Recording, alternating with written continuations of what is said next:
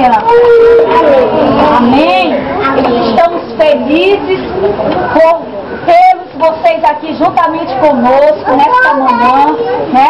Estou muito feliz com Deus, porque este projeto está sendo realizado. Foi um projeto, né, que nasceu em meu coração, de trazer a palavra de Deus aos corações dos pequeninos. Porque eu quero dizer nesta manhã, pequeninos, né, que vocês são importantes para Deus, né? Deus conta com vocês.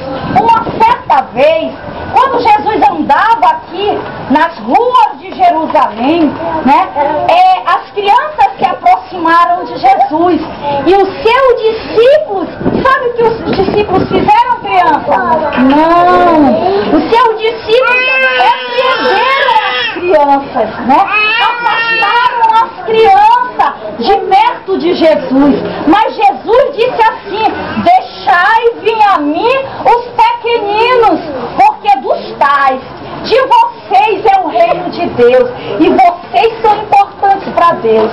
E Deus criou este projeto, né? Este projeto em meu coração, de trazer a palavra de Deus para cada um de vocês que ainda não conhece a Jesus Cristo, né? A palavra de Deus diz aqui no Salmo 148, o Salmo 148 fala que vocês são importantes. Diz assim, Salmo 148 e o versículo 12: rapazes e donzelas, velhos e criança, louve o nome do Senhor, porque só o seu nome é excelso.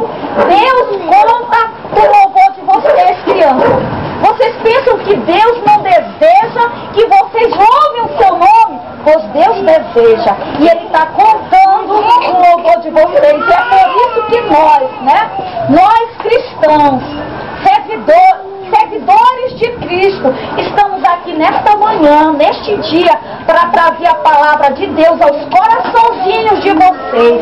Esse projeto surgiu em meu coração e está sendo realizado neste dia 25 de outubro do ano de 2008. Há muito tempo a tia Fátima orava, né, para acontecer este momento, e hoje está acontecendo, né? E a gente vai fechar os nossos olhinhos e vamos falar com Deus. Amém? Amém. Papai do céu, nesta manhã, queremos te agradecer pela minha vida e por tudo que o Senhor tem feito por mim.